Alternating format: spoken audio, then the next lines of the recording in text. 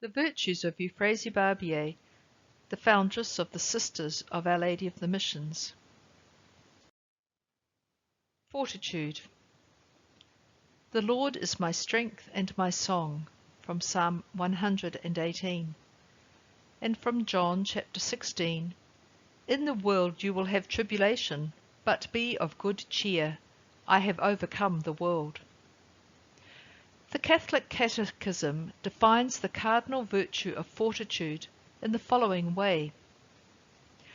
Fortitude is the moral virtue that ensures firmness in difficulties and constancy in the pursuit of the good. It strengthens the resolve to resist temptations and to overcome obstacles in the moral life.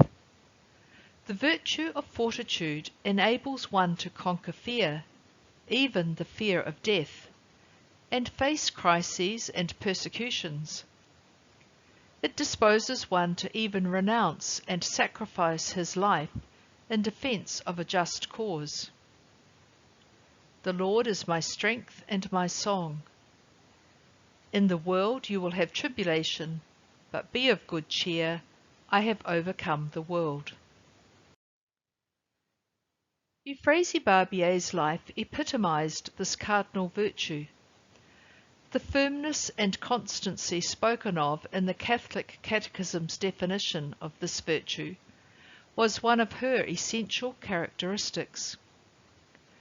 Fortitude enabled her to conquer fears of every kind, even the fear of death, and to face crises and obstacles with firm resolution. It enabled her to take the necessary risks to begin new ventures, to sustain her resolve, and to bring to completion those things that she had begun. Thanks to her fortitude, which she lived to a heroic degree, she was able to fulfill God's plan for her. Her natural virtue of fortitude was deepened through her exercise of the theological virtues of faith, hope, and charity. She lived by faith, she trusted in hope, and her love of God was the overwhelming reality of her life. This gave a deeper dimension to her practice of fortitude. It enabled her to overcome fear, to stand up for what was right, even when all seemed to be impossible or unendurable, for the love of God. Zeal for the love of God and the reign of God was the hallmark of her fortitude. Fortitude, good cheer in the face of tribulation. Fortitude presupposes strength, physical, moral, and spiritual strength. From birth, Euphrasie Barbier had delicate health, which could have legitimately prevented her from accepting many of the challenges that lay ahead of her. But she possessed both the moral and spiritual fortitude necessary to overcome her physical limitations. Nothing prevented her from undertaking the most arduous deeds for the sake of God's kingdom. She lived a life of unflagging zeal. There is ample testimony of her constancy of spirit, always grounded in the Father's love, and to which she encouraged her sisters. Have confidence in God's tenderness, which is the simplest, most perfect way that we have of honouring the Heavenly Father and the Spirit of consolation.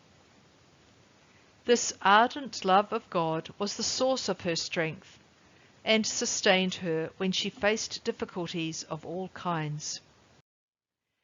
The Catholic Catechism uses the Gospel of John to encapsulate an important insight into the nature of the cardinal virtue of fortitude. In the world you will have tribulation, but be of good cheer, I have overcome the world. Euphrasie Barbier lived this aspect of the virtue of fortitude. She was of good cheer. In the face of tribulation of every kind, she showed unfailing cheerfulness. Marie Benedict Olivier wrote that she was a person who was not only simple and spontaneous, but gifted with a genuine sense of humour. Speaking of her own affliction of seasickness, she wrote to Mary de Rozier in 1876 en route for Europe, "As for my precious person, it is, as always, a very bad sailor, and that is the main reason why we are obliged to take a few days."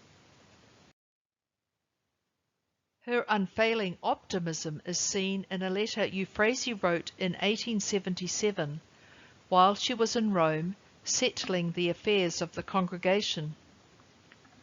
Olivier writes that her patience was sorely tried when she was forced to prolong her sojourns beyond the time she had expected. She simply had to accept the situation, and observed philosophically, "For sure, business gets done in Rome, but slowly." Father L. Watmore also emphasized her positive and optimistic nature. He maintained there was not a murmur in her letters of discontent or self-pity during a life which consisted of extraordinary difficulties, dangers, and misunderstandings. It was a life of unfailing cheerfulness with which she endured, a life that was from a natural point of view one long martyrdom, and from a spiritual point of view one long fiat of annihilation and abandonment.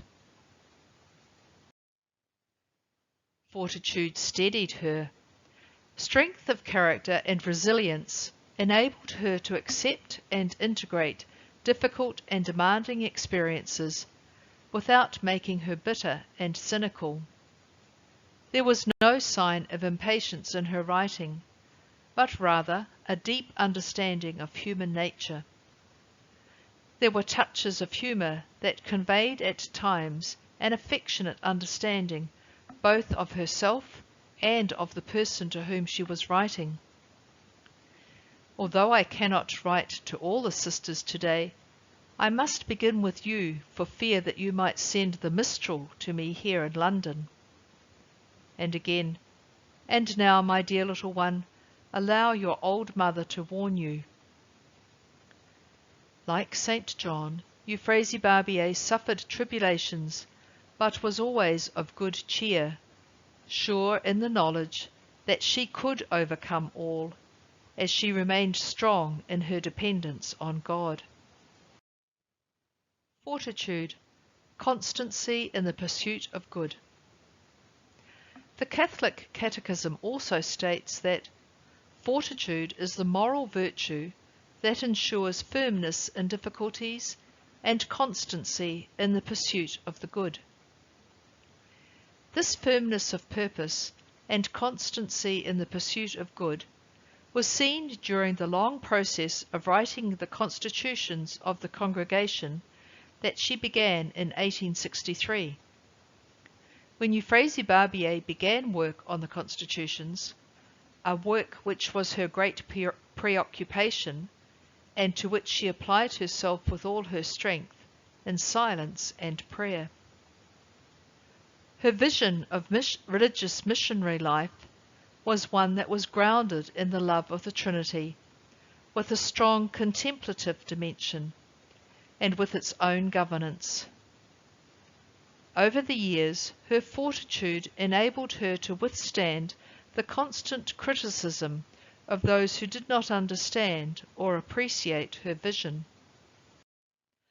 Fortitude enabled to accept this, as well as the consequent difficulties she encountered with the priests and bishops in Oceania, who could not and would not accept her authority within her own congregation, and who worked actively against her. Her constancy proved her ability to stay with the task in the midst of every conceivable discouragement and setback. This was fortitude lived to a heroic degree. She wrote of these experiences, saying, "We must adore the designs of God, and not give way to discouragement, no matter what happens, but rather to do all in our power to be always humbler, more religious, and more united in heart and mind. Firmness in the face of difficulty and constancy in the pursuit of the good was also required of Euphrasie Barbier in the steps she took to gain recognition and approval for the congregation and constitutions from Rome during the years 1869 to 1882. After 2 visits to Rome and many hours knocking on the doors of chancelleries and meeting secretaries and prefects of congregations, her request succeeded, and the decree of praise of the Congregation of Our Lady of the Missions was granted by Pope Pius IX on the 4th of June 1869. Euphrasie Barbier's constancy of purpose is yet another example of her fortitude. An active, practical fortitude. Prudence and justice are the virtues through which we decide what needs to be done. Fortitude gives us the strength to do it. Olivier points out that Euphrasie Barbier was outstandingly active throughout her life. She derived her strength and energy from her fortitude.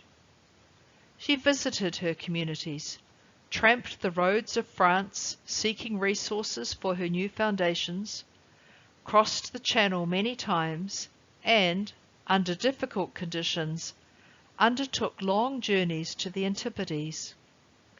She was fully involved in the life of her sisters, as well as in the establishment and ongoing development of each new mission, all the time living a life of penance and deep contemplation.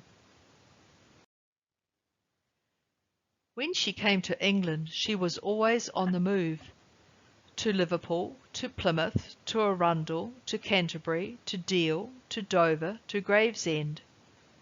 Her years in London with the Sisters of Calvary had given her a wide circle of friends and acquaintances, people from whom she could ask help and support in the difficult times when finance was always a problem. She relied so much on Providence, and so often the money did not come until the last moment. Her fortitude and a delightful simplicity, heightened by pressing need, enabled her to approach people in a wide variety of situations for financial help for her sisters. Fortitude was required for the opposition and persecution she met with in New Plymouth, where she faced a prolonged and unjust lawsuit over land and building contracts. Olivier wrote that her response to the court verdict expressed the depth of her faith and fortitude. May God be forever blessed. Injustice has triumphed.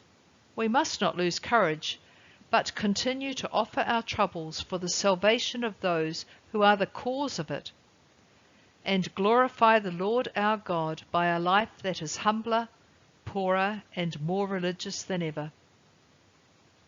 The Lord was her strength and her song. Courage, endurance, and perseverance in the face of adversity were the hallmarks of her life.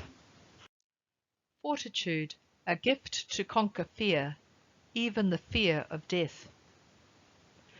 The fortitude practiced by Euphrasie Barbier enabled her to conquer her fear, even the fear of death, when she undertook 2 significantly long missionary journeys across the world, each of which took 4 years, during which time she placed herself in considerable danger from the sea, from shipwreck, from seasickness, and from death. Rios writes that on her first journey to New Zealand and the islands of the Pacific, the sea was always a great source of suffering to her. She had to pass day and night in her close cabin, always seasick. Her head ached continually, and she could retain very little food. Later, after leaving Ceylon for Australia, one of the sisters writes of Euphrasie that she lay on the deck day and night, with one of the sisters sleeping beside her. Of the voyage from Sydney to New Zealand, in a letter dated July 1st, 1873, she said, "From the very beginning we experienced contrary winds, until at last we encountered a fearful tempest, which lasted 3 days and 2 nights. We arrived on Christmas morning. Everyone gave thanks to God, for more than once we had thought we should never see land again." She arrived in the far south of New Zealand, a relatively unknown, recently colonised country, on Christmas Day 1873, alone, having been constantly seasick and having very few resources.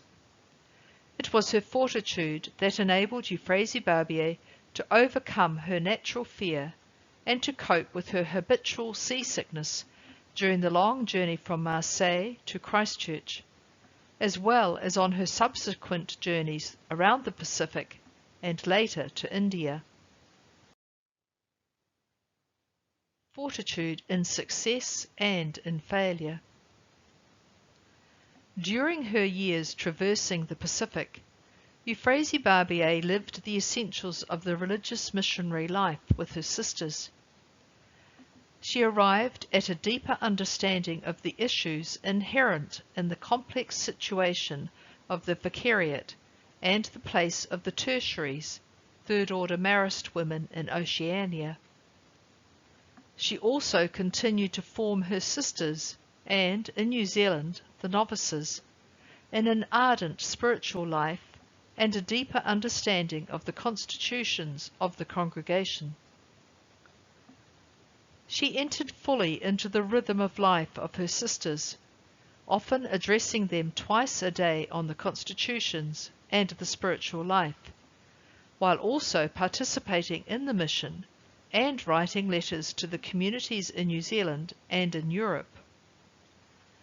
Letter writing was her main means of communication with her far-flung sisters, and she adhered to this practice with great fortitude. When she arrived in Apia in 1874, she wrote, "I have found here packets and packets of your letters, and minutes, both from Leon and Deal. I have read them all, as I always do." With her usual unflagging fortitude, she hastened to answer them. These years in the Pacific were a physically, emotionally, and spiritually demanding period of her life, during which she struggled to retain the identity and purpose of the congregation. When requested to withdraw her sisters from the islands, her fortitude was tested to its limits. Even in this unpalatable circumstance, her fortitude enabled her to accept it as part of God's holy will. Conclusion.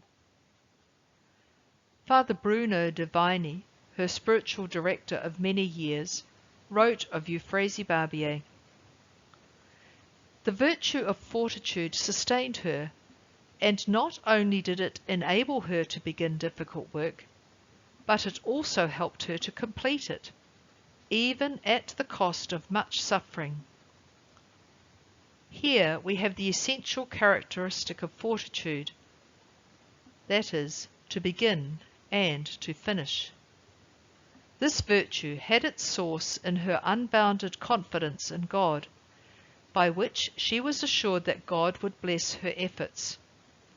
She knew that, aided by His grace, she would accomplish whatever duty obliged her to undertake, no matter how difficult the task might be. Without this supernatural confidence, she never could have hoped for success in her undertakings. Euphrasie Barbier knew her call was from God, and she was faithful to this call. She met challenges and conflicts, misunderstandings and misrepresentations with a firmness of purpose, moral strength, and steadfastness. Even in the most difficult decisions and in the midst of devastating disappointments, she persevered along the straight path that God had chosen for her, making her fortitude heroic. She understood and lived the words of Scripture. "The Lord is my strength and my song." And, "In the world you will have tribulation, but be of good cheer. I have overcome the world."